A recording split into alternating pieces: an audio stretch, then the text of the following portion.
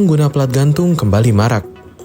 Ada puluhan pelanggar yang ditindaki saat operasi keselamatan 2023. Pada hari pertama pelaksanaan operasi keselamatan, ada 3 titik lokasi disasar, yakni pertigaan Jalan Sultan Alauddin Makassar, Pos Polantas Flyover, dan ruas Jalan Baru Laimena.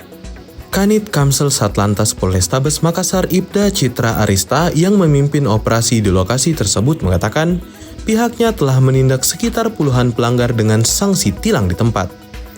Pihaknya juga memberi imbauan tertib lalu lintas demi keselamatan saat berkendara.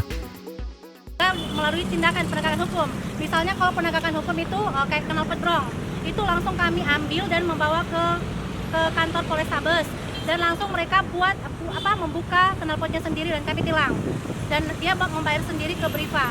Terus kalau teguran kayak misalnya tidak menggunakan helm standar nasional Indonesia, kami hanya memberikan teguran.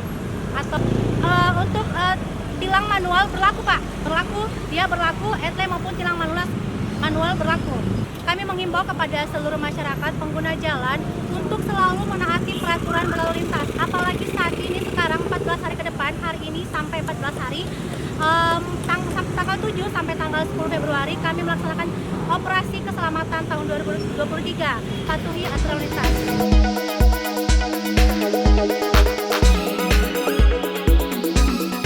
Diketahui, operasi keselamatan 2023 yang dilaksanakan jajaran Ditlantas Polda Sulsel digelar serentak.